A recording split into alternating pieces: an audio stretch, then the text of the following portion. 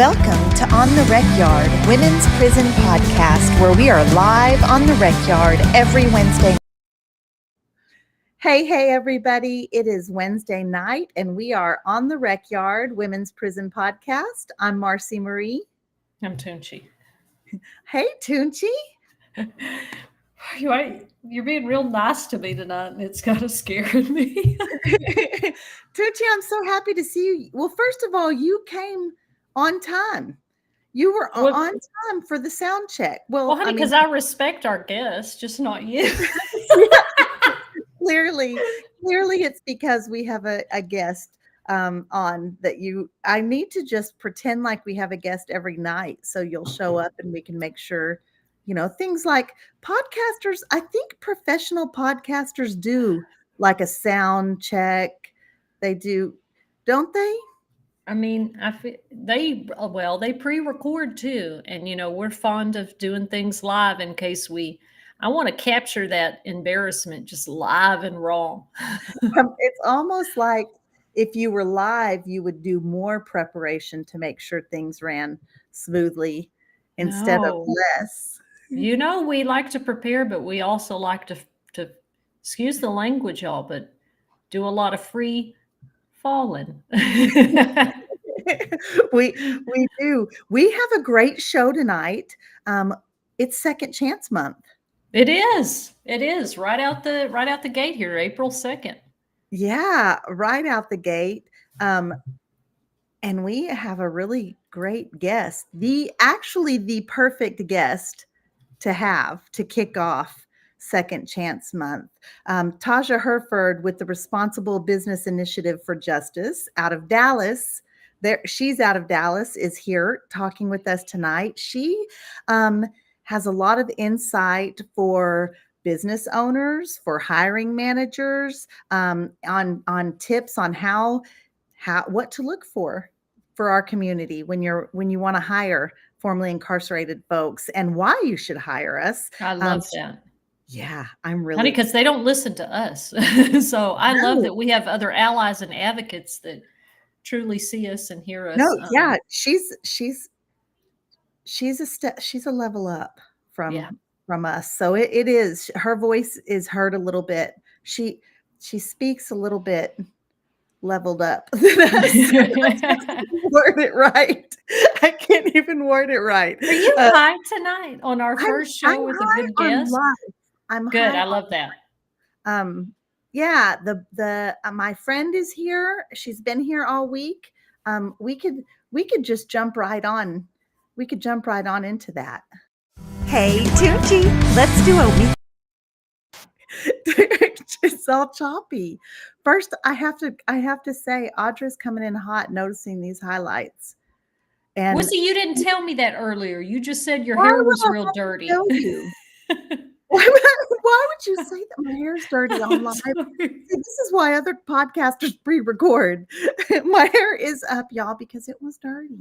It was dirty. But I didn't know something was different. You got highlights. I did, because our friend, our lioness friend, she came over Sunday, and some of y'all may or may not. My dogs are going crazy, so I'm sorry, but some of y'all may or may not know that my mom has been having some health difficulties, pretty serious health difficulties. And we're on the downhill side, I think. She lost a leg. She's diabetic. And just some other health issues have come about from that. But her first outing, besides a medical outing, I think was here Sunday, and we cooked, and my friends were here. Mandy, who you all have seen on the show, our friend Jen Sherry was here. Jen did me and my mom's hair, and so yeah, we got some fresh highlights. We got it trimmed up, looking cute. It was a really great family day. Kids running around crazy, dogs running around crazy, us running around crazy. Well, I love that. I knew something looked different. I just didn't know what it was. So So I wasn't paying super attention, but I did notice. But you kind of noticed. I Yeah. kind of noticed. What Yeah. a win for me. So Well, yeah, it was a good week. And we yeah, had last week I was in Austin. Have we talked? Yeah, I recorded last week with you in Austin. We we talked were about the here. heat The lawsuit. heat, man, like I just don't remember 2 or 3 days, and that's all my memory holds anymore. It's really shocking. It is. And since then, my friend Mandy's been hanging out here with me all week, and we've just been vibing and just relaxing, really. So, yeah, yeah. So, how was it's you've been busy? Real busy, yeah, like work. And this past weekend, I cleaned. I like to do my therapy is cleaning, so I like to clean and sit with the cat and caught up on Yellow Jackets. There's a plug for Yellow Jackets. If y'all want to know what dynamics, y'all think Orange is the New Black explains women's relationships. Watch Yellow Jackets, them teenage girls out in the wilderness, and then as adults, friends. I've never seen anything that captured our insanity like that. It's wild. Anyway, it's getting really good, so I enjoyed that and met with a friend of ours, Brother Rob, um, at the office and did some talking and community building and worked on some stuff. It was just kind of a lovely weekend to try to decompress from a bunch of Yeah. long stuff at work Yeah. in the week. Yeah. Well, I have to watch Yellow Jackets, and so there's You have to. Y'all would love it. You and Brittany would love it. yeah, we'll Season have 2, don't get, but season 1 and 3, you're gonna be like, oh, this might as well be set at Murray. okay, Murray Unit / Yellow Jackets. Mhm. Oh, I'm down. I'm gonna have to talk to my honey for sure. I want to get Taja on Let's because do it. we have important stuff to talk about. Taja, welcome to the show. Welcome to the Rec Yard. Thank you for having me. I'm excited to be here.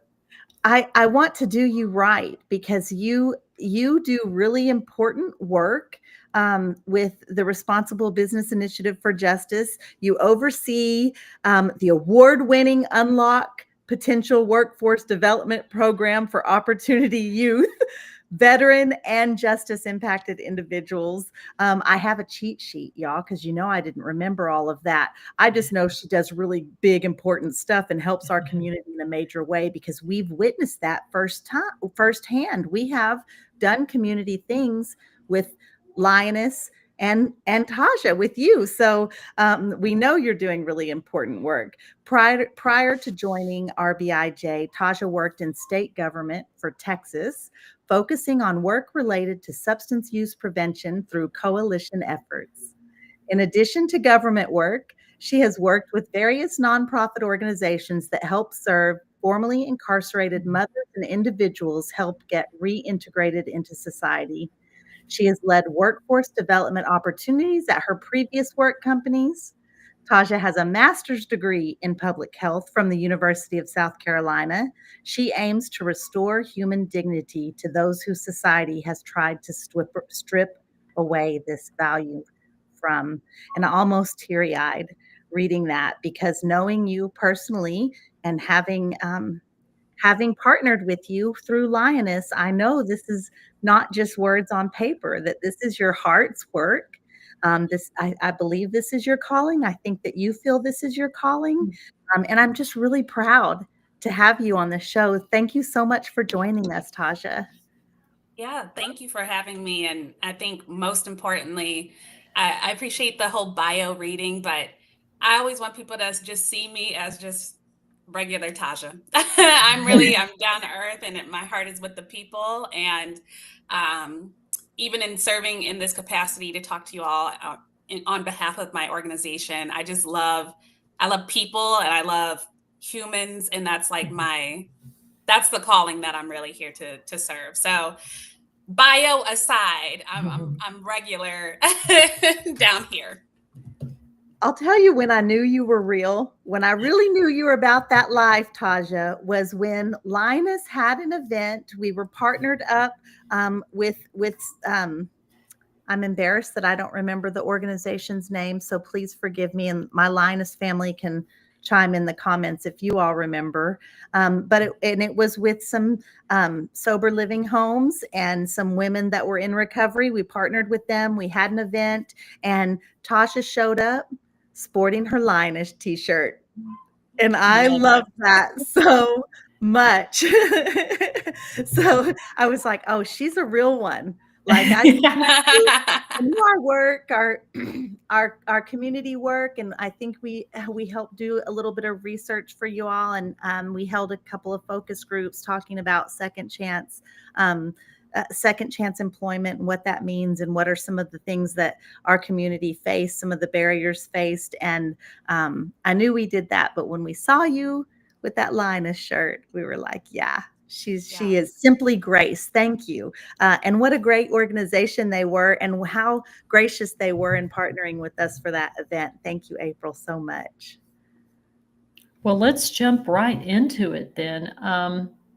And yeah, I love. Thank you for always supporting us and partnering with us and getting to know our community. And once you put that shirt on, you can't ever take it off. That's how we live our life. So tell us more about your organization and what y'all do. Yeah, so RBIJ, we are a small but mighty organization. We're both here in the US and also in the UK, so across the pond. And essentially, what we do is that we're an international nonprofit that really serves the business community in trying to get them involved in criminal justice reform. And we do that over, like I said, some various states that we have, and also in the UK. And right now in our network, we have over 600 businesses that we work with and partner with and talk to about various topics in relation to justice reform. Yeah, that's incredible. And wow, all the way over there in Great Britain. That's pretty cool. That's pretty unique. You know, Marcy mentioned earlier that this is Second Chance Month, and this is why this conversation is so important to us. Explain to folks what does second chance hiring mean? What is that about when we hear that? Yeah, I want to make it as simplistic as possible. And essentially, what second chance hiring is the practice of attracting talent from formerly incarcerated individuals or people who have records. You're recruiting them, and then you're also hiring them.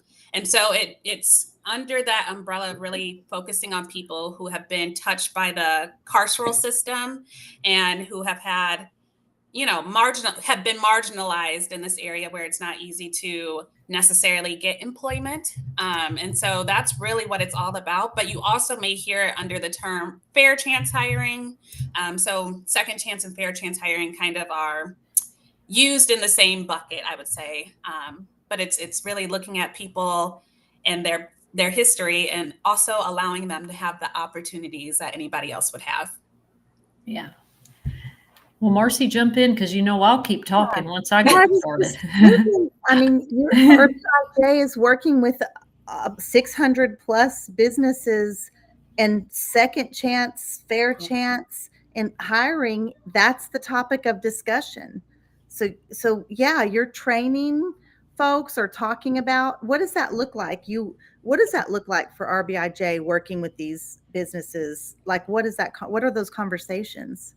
For sure. So the way that we work with businesses is we give them an opportunity to serve in either our inclusive hiring portfolio, our policy and advocacy work, our workforce and justice alliance, and then also all of that is backed by our communications team. And so we really meet businesses where they are. We know that some businesses are ready and able to hire formerly incarcerated individuals. They may have been built on this principle that they want to really pull from this talent pool of people.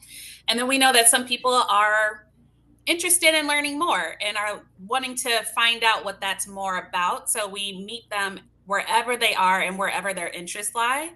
And so some of them may want to use their name and their platform to sign on to bills that support occupational licensing or driver's license reform, which we know also impacts formerly incarcerated individuals and people who have records.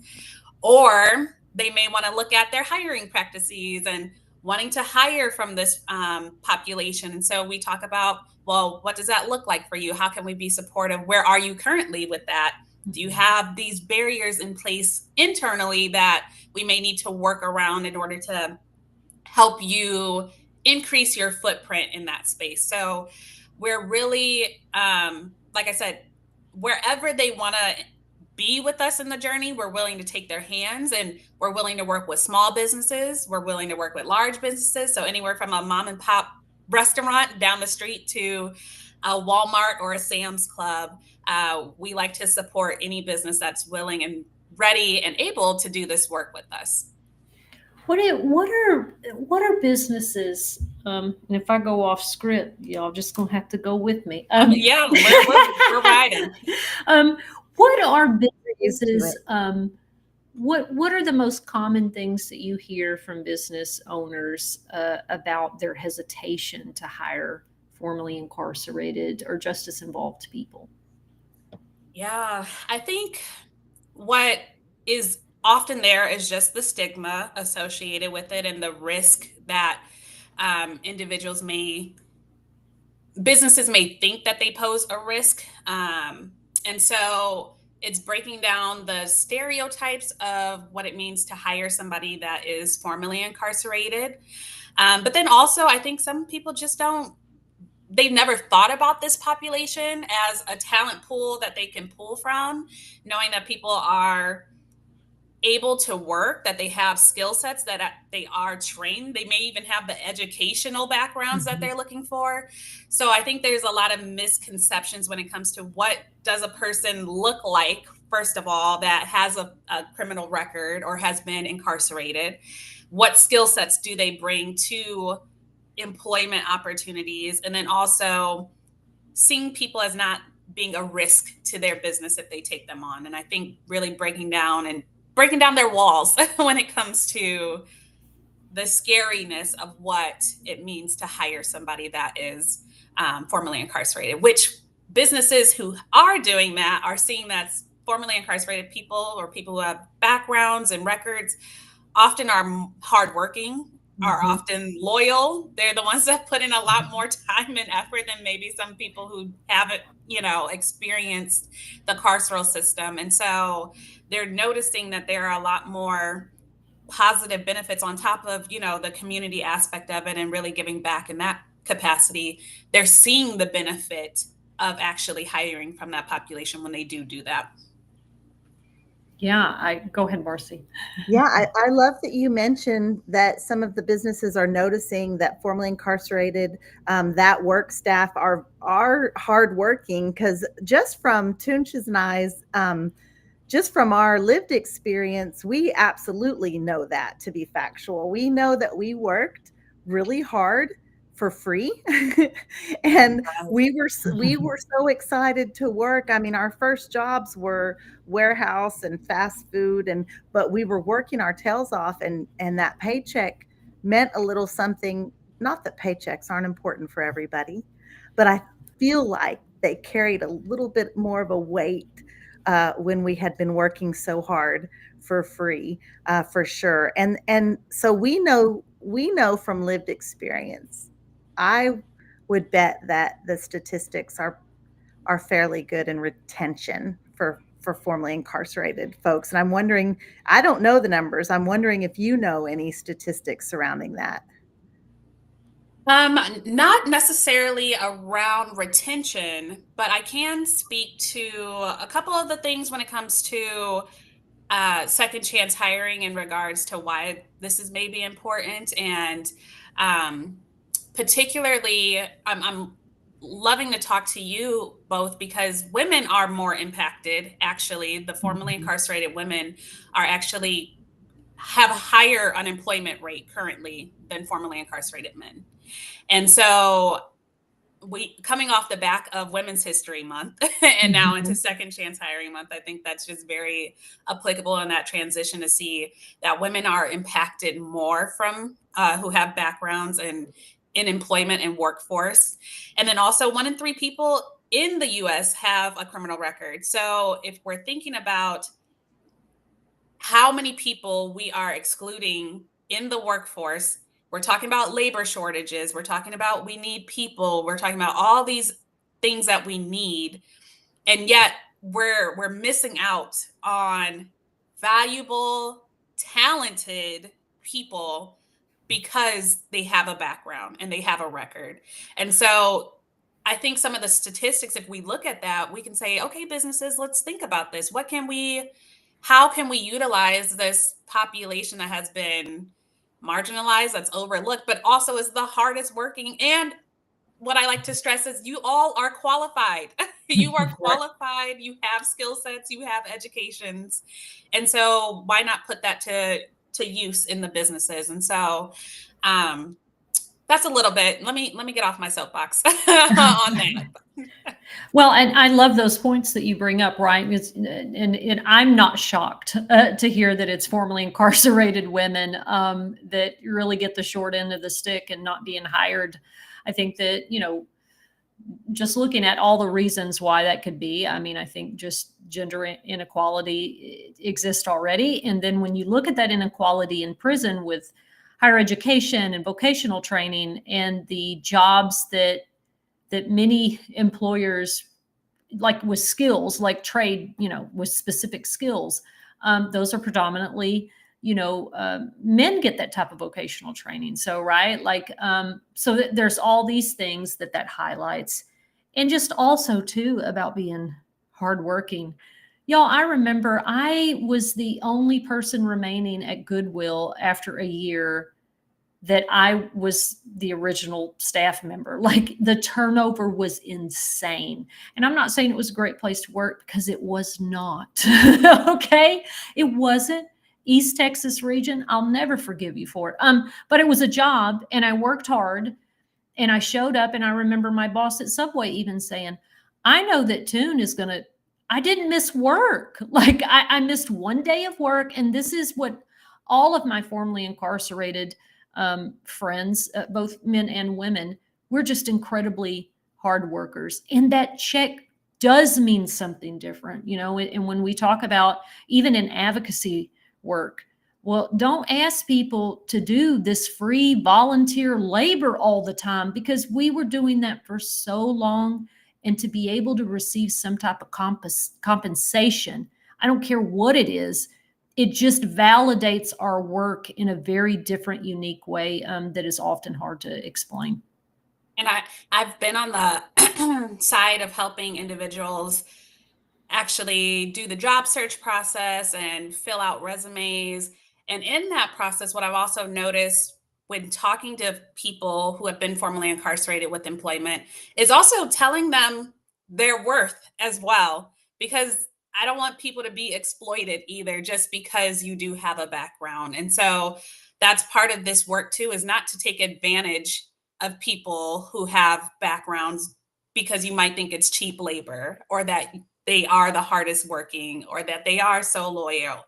Like, I want people to also know, no, you should go after benefits if you can get benefits. You should use your PTO. You should take time for yourself as well, because you're back in society. You deserve that. You've earned that.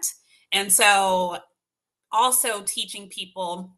So not only have I done the business side, which I currently do, but I've also worked with people as well to find that happy medium of where it's come into the job and also know how to advocate for yourself in that space too, because I don't want people to be taken advantage of. Yeah, I mean, I love that, and thank you also for that service that you've been able to help our folks with, because it again, talking through challenges and barriers, even when you do get a great job and someone hires you, the absolute disconnect between, what are the unique ways that I, as a person that has survived incarceration, how I see the world and how I may react to things. And does my employer fully understand that? And what kind of gap do we need to fill in terms of how to learn to communicate with each other? And how do I advocate for myself? Because a lot of us are like, I remember being at Subway and I was like, I'm just grateful to have a job. And, I'm just going to take whatever is given to me. And also this internalized years of being told, telling something that may not be working well is in my mind, I've just snitched somebody out. So there's all these really unique facets to employment in formerly incarcerated people that I think can feel like maybe a challenge for employers, but the way that it empowers us and leads us down a path to success is something that I think any employer would be proud of. Absolutely. I can't not think about one of our very good friends and Lina's sisters spent 20 years incarcerated, got her education during incarceration, was in a class, and Toon, the story, without calling her out by name. So you tell the story because you know it. You were there. You were there on the unit with her. Tell the story about. The higher education, about job. Oh, Mhm. Well, she wanted to work on her bachelor's and wanted to go on to work on a master's, and pretty much told, you don't need a degree in business. Women belong in the home, right? And so y'all are homemakers. So there's a vocational for some culinary stuff. And I mean, this is still kind of the mindset, I think of not just the agency and the prison agency. Hopefully it's changing. But I think it is some of those challenges too around when women are returning. What are the jobs that are willing to hire them that is a sustainable living wage? Yeah. Yeah, our women are coming home. They are needing to take care of their families. They are fighting to rebuild their lives, not only for themselves, but often with their children or caregivers of elderly parents or grandparents. And Tunch, that's not even the story I was talking about. The same person I was talking about. I was talking about when they asked her, like, what do you want to be? How much money do you think you're going to make when you get home? And she said, well, I want to be this. Oh, yeah. And that job was a $60,000 or $70,000 a year job, which, hey, that's great money for someone getting out of prison. But really, in the grand scheme of things, that's average-ish, Right. And they got married. Yes. Same person. Bless her heart. She had such a challenge in getting her degree and really look like what, this is what I'm hoping for and working towards with my degree and my, specialized training in the Braille facility at the Mountain View unit. Like, this is specialized training. Well, I hope to one day be a supervisor, this and this, and make this amount of money. And was told by one of the regional, I think it was the regional director at the time, Marcy. He was such a condescending gentleman. And he was like, well, I don't even make that. And I think we need to be grateful for what we have and the way that you're able to just get any job. And I think what I hear you saying is, this isn't what this is about. This is not just getting any job. This is about real sustainable livable wages and a career. Absolutely. It's so unfortunate to hear that the discouragement that people face when you're trying to better yourselves and better your lives. And that's why I do this work, is because I've just seen too many stories of people whose fire has been doused, or somebody tries to come and douse the fire. And so I try to instill in people, and on this side of the work I do, instill in the businesses the importance of why this matters, why, like, the lives that you're really changing when you offer people livable wage jobs that lead into careers, not just looking at the entry level position, but where can we take them? Where can they get to? And being able to see them for more than, like I said, the just to fill your bottom line. That may be temporarily something just to get them started, but what skill sets can you help build them up with while they're with you, and to not be possessive over them and allow people to really take a career path of where it's thank you for your time with us, and here we want you to also better yourself too, even if you surpass me. I want you to, to also get where you need to go. And so I hate that I hear that story, and I've heard so many stories like that of where fires are doused, and then that just is more discouragement from a system that's already kicking you down. Yeah. Yeah. I wonder, because I'm thinking my wheels are turning as we're talking about all this, like those second chance hire places, right? Like how do we how do I say this? There are lots of places that say they're second chance hire, and then we get there and, oh, well, we are, but not for your kind, right? Like we don't do aggravated charges. We don't do violent charges. We don't do sex offense. We don't do this.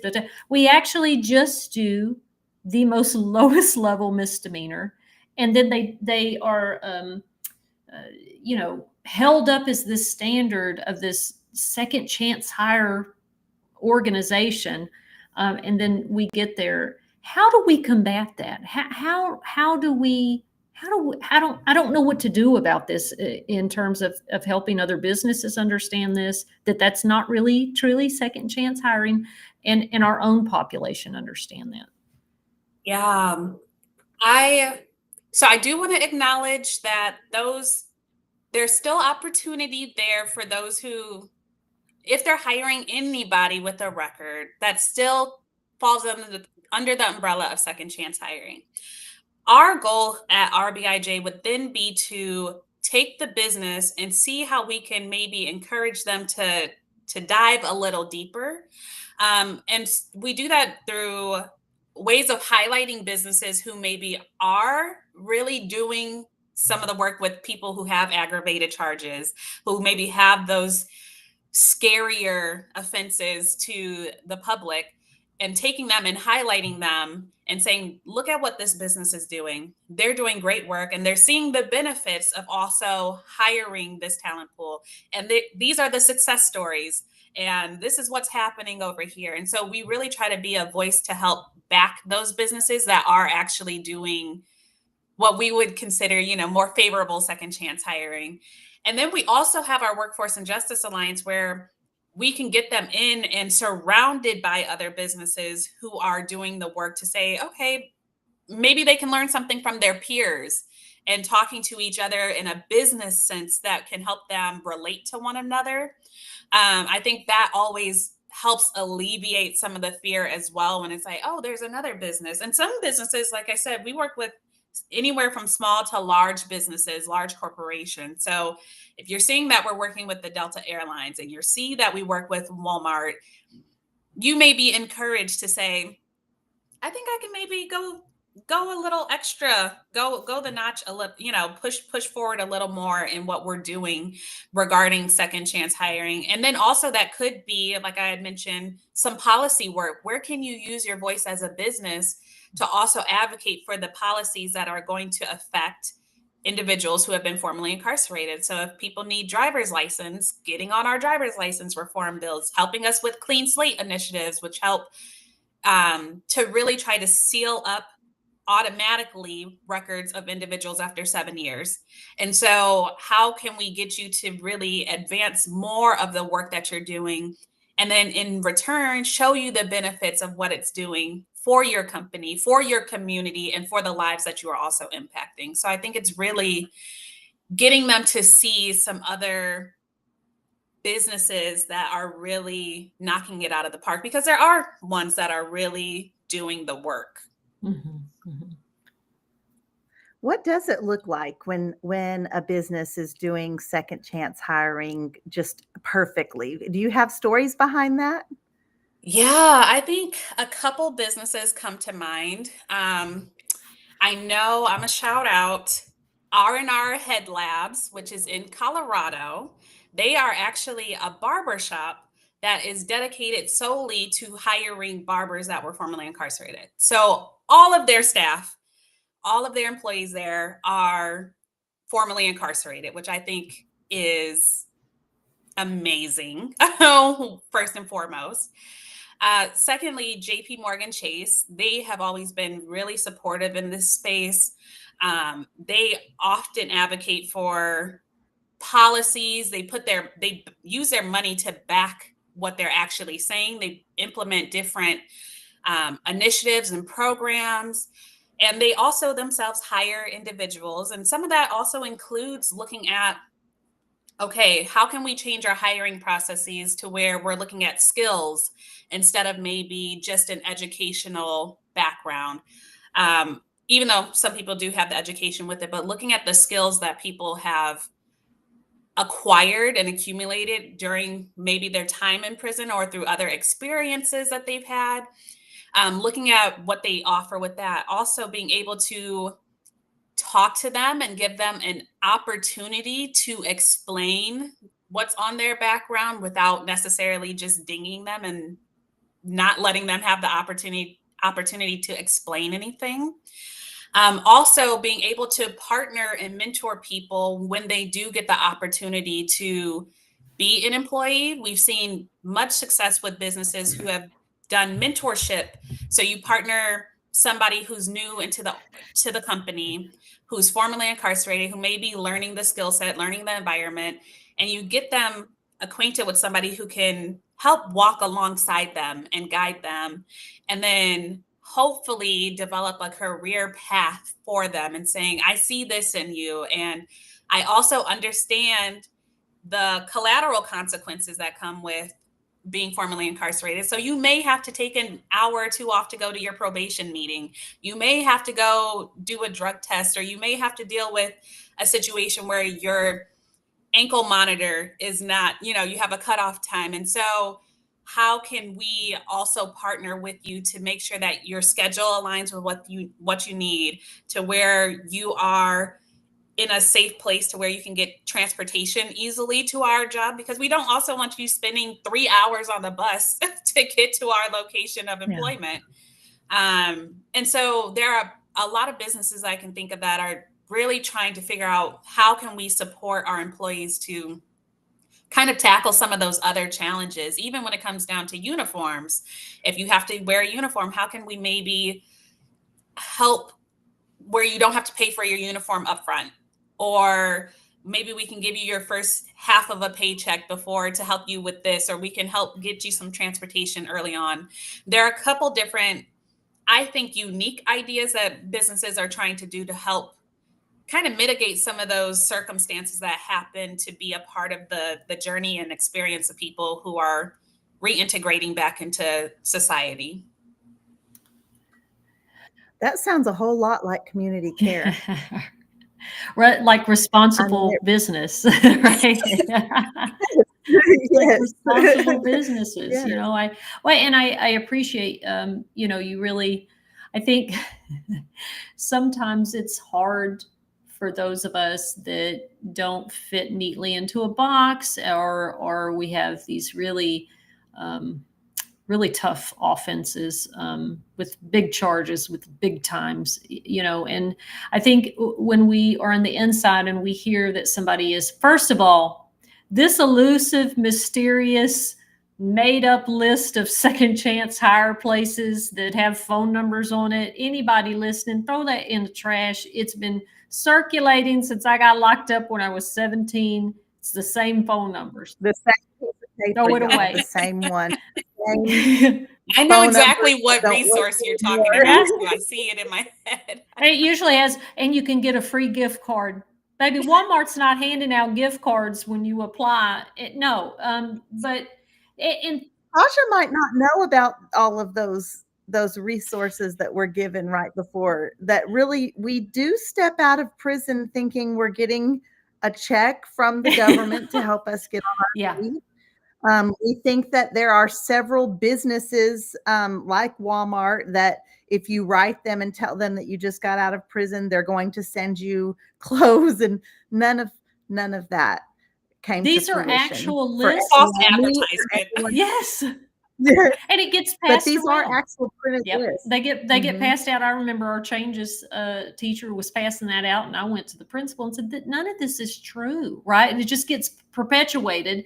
And I think it's the thing with second chance hire is that we feel really deceived. You know what I mean? And so I think it's taken us and our friends in our group some real learning and some real patience to understand smaller incremental, like this is what, let's start with this, right? Like culture change is a whole lot harder than than what it sounds like. And so I think it's been just kind of a learning curve for us to really, I guess what I'm saying is we've been told to be patient for so long that it can feel really like we're tired of hearing that. But understanding that it does take a long time to really turn the ship around in terms of a cultural change. And so I do appreciate those small things. I think it's what we talk about is that we're okay with stuff. If you'll just be honest, if you'll just be transparent, if you'll just make it clear, and that I don't live with a story of my own expectations and then get disappointed when I get there. Absolutely. And I think that, the organization, RBIJ, that I work with, we're really trying to change the narrative and do this work. And like you said, it's a incremental, slow process with these companies and these businesses, um, to where they're for the for-profit sector. I think I have noticed a lot of success for formerly incarcerated individuals from the nonprofit sector. I think nonprofits benefit all the time from hiring formerly incarcerated individuals, because they see the value in that. And so hoping that, the things that the nonprofits do, the reputations that you all establish of being hardworking, that will take and really stick with the businesses, as we see, as I keep pushing the message that hardworking, like this is a talent pool that you want to pull from. You are missing out on good people when you are excluding people who have records. And so if we can just stop missing that picture, stop missing it, and really get over ourselves with that. And I think, quite frankly, I think that in society, we look for every other demographic of where we can pull talent from. And I'm like, we have one right here that we can pull from, that has been around, is around. And if we stop skirting around this idea and really just try to hone in on what it means to really hire from formerly incarcerated people, and then also fixing the systems that make it hard to have employment too. So we're thinking about transportation and we're thinking about housing. If we can think about how we can collectively help reintegrate people back into society, I think we would be better off for it, not just as the business community, but then also as culture in and of itself. Yeah. Yeah, I totally agree. And I love that you've said several times, like there's so much skill and talent, and we knew locked up, right? Like to look at the artist, to look at the creativity, to read the write. I mean, I'm a writer, right? Like Marcy became this incredible social media self-taught guru, and excels at that, and looking at all the other leadership skills of all of our friends that we know, and we have to remind those nonprofits that we are more than just a story and a population you're working to help. We are incredible writers and influencers, and we know how to work on a budget. We know we have all these other skills that are just completely untapped. and what a pool of candidates that have all these specialized skills and natural talents. Absolutely. I tell people all the time. And eager. Yeah, eager as well. I see so much. I've talked to so many people from various backgrounds who have been incarcerated, and some of the smartest business savvy people were doing business in the streets. And I said, "Oh, if you would just turn that into entrepreneurship." Because honestly, street entrepreneurship is a it is a form, but they have customers and clients and money and budgeting and all of that. There's Right. so much skill set that is actually developed out in the streets that sometimes just is so, if they get the opportunity to put that in action in a career, oh, I can just imagine the type of businesses that we would see. I love that you brought that up because my wife, who is formerly incarcerated and also a formerly street business person, uh, she she absolutely took that skill set into an occupation post incarceration in cell phones, selling cell phones legally with with the company storefront and everything, but talking to customers and handling customers and meeting their, she's like, I just know how to be real straight with people and meet them exactly where they're at, and when they tell me their budget, I'm able to find exactly deal for them. And she's like, what's the country salesman at this job? She definitely, and when people are like, where'd you learn to do this? Well, she learned it in a very different lifestyle that she's not going back to. But those skill sets, we do learn things, and we learn things just during our incarceration, how to navigate conflict, how to navigate even authority, how to do your job. Gosh, we can do our job even when we don't get along with our boss. Imagine that, you know? So definitely, and I don't know if it's my internet freezing up. It is, honey. It's yours once Yeah. again. Yeah, and it's the good internet that I'm on, but you don't let me freeze up. You take the conversation, Tunch. Okay. Well, I do want to ask, how do you see families supporting us, those of us that have been formerly incarcerated, helping us find employment? What are the ways? Because my parents didn't understand. They're like, go get a job, and I'm like, it's not that simple. What advice would you give to loved ones, to family members, as we're looking for employment?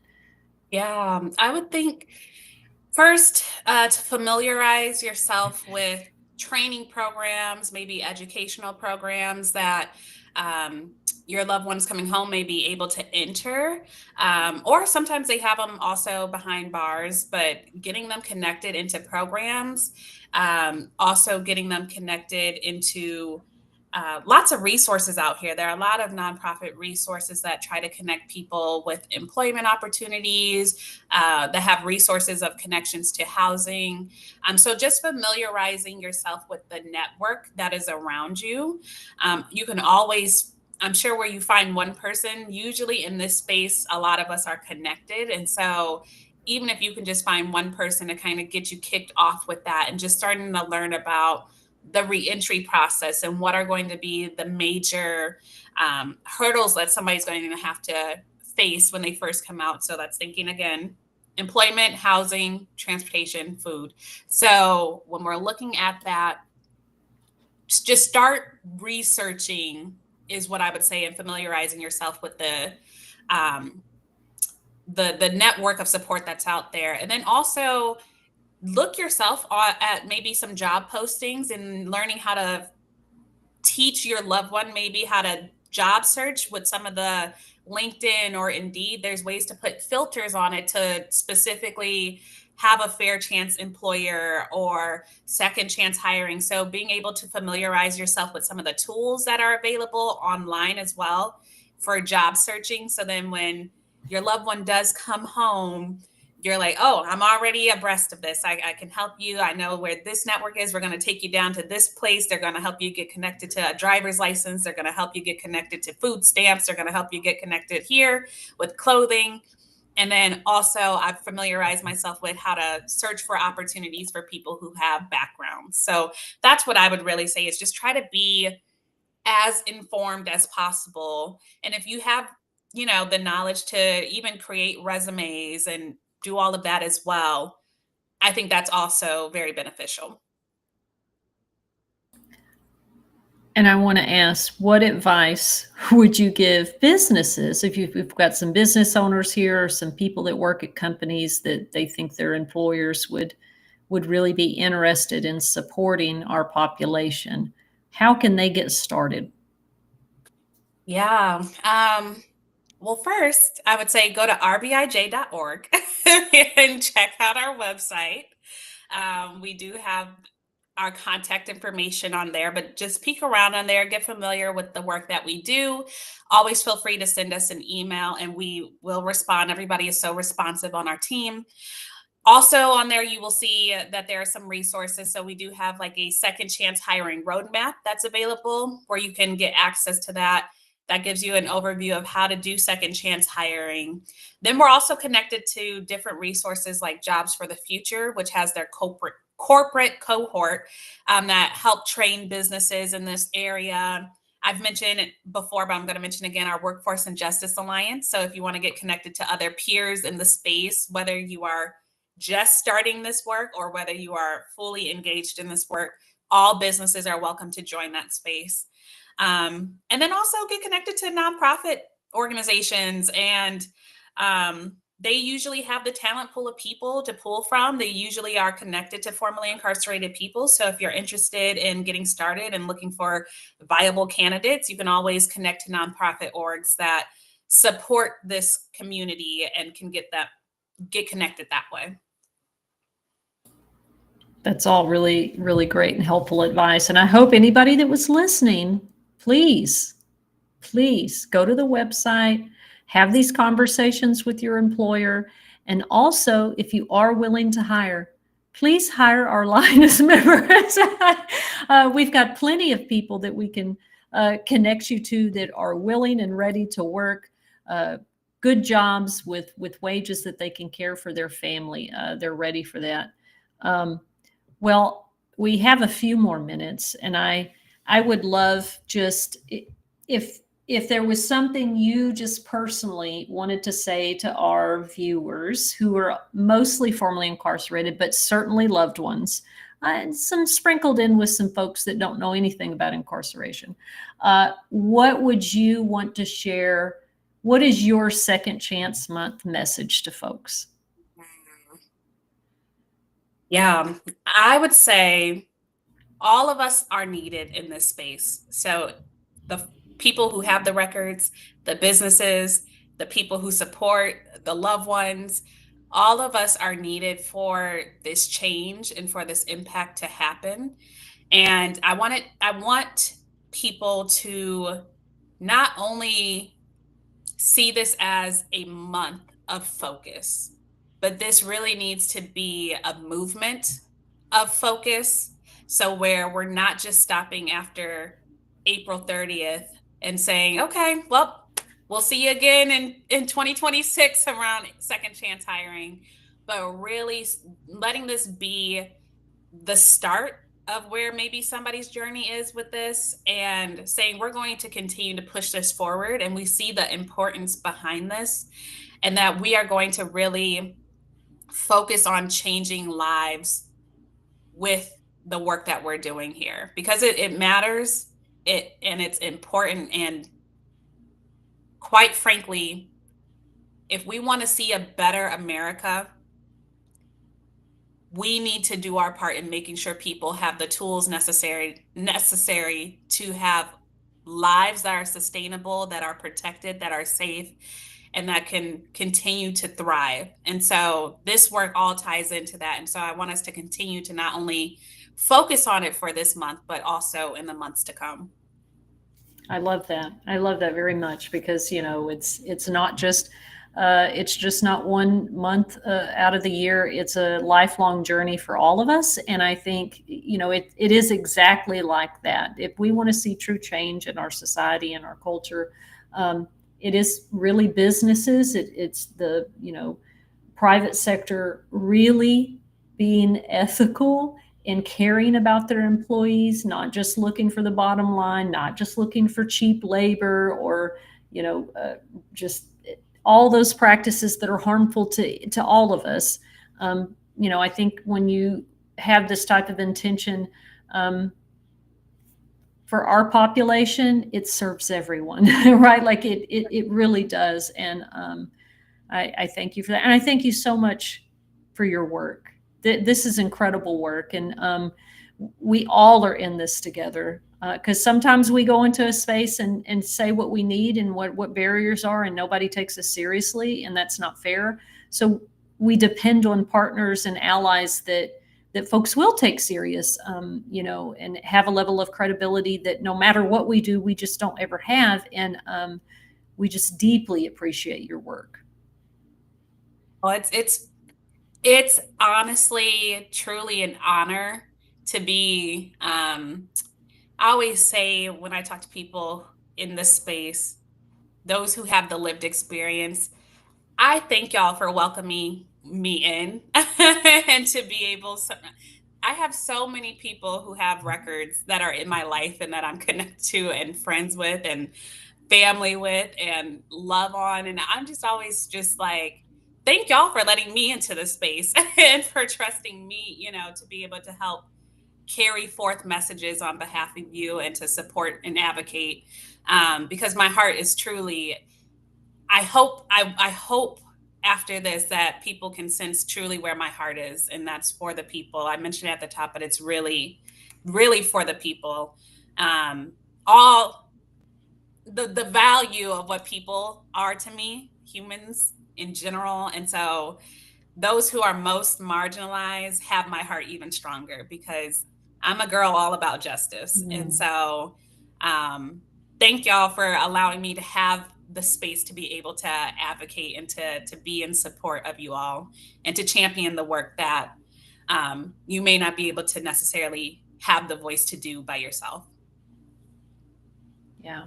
Thank you. You're not going to have us crying the last 4 minutes here, because we will, because our trust is so fragile, and it's folks like you just really to truly live it and really model it and show us that you really, it's just, thank you. It's after a lifetime or, close to a lifetime of not feeling heard or validated or seen or cared for, true kindness and truly, no matter what we've done. And we're a loyal bunch. So like I said, a minute, you put that shirt on, you can't take it off. And we're pretty loyal to each other. We're family. So we deeply appreciate it. Marcy D, I know your internet is acting out tonight. It's acting a fool. But I want to make sure you get to say something if you're able. Well, I just am trying not to tear up over here, because it is real. And to go from, like Jen said, so many years of not being, not feeling valued at all, to seeing people that haven't lived where we lived, and not to say you're not impacted, because you are in other ways, but to truly see us and see value in us is huge. And it says a lot about the person that you are and the work that you're doing and the work that RBIJ is doing. So to the business part, y'all make sure y'all can go to their website, rbij.org. I imagine that their social media platforms are also linked to that website. Y'all make sure and follow them on social media. Keep up with what they're doing. If you know business owners, if you're a business owner, if you're a hiring manager, if you work in HR, check them out. Get involved. See what it's about. And you don't have to dive in. You can just dip your little toe in and check it out and go from there. I'm froze again. No, we hear you. You're fine. You're great. Okay, thank you. And thank you all for joining us. It's sometimes our weeks are longer than others. This week was one of those. But we love this community here, and we know that you all are going to share this podcast far and wide. I know that you heard something, a little nugget that you want to make sure other people are hearing. So thank you for that. Thank you for commenting. And if you're listening wherever you hear your favorite podcast, please leave us a review. And we will, Taja, what an honor and a pleasure to have you as a community partner, as a guest on the podcast, as a friend, as a champion for justice. We appreciate you so very much. We will be back here next week, same time, same place. I'm going to try to get through this before my internet dies. And we will see you all then. Thank y'all for hanging out with us on the Recyard Women's Prison Podcast with Mark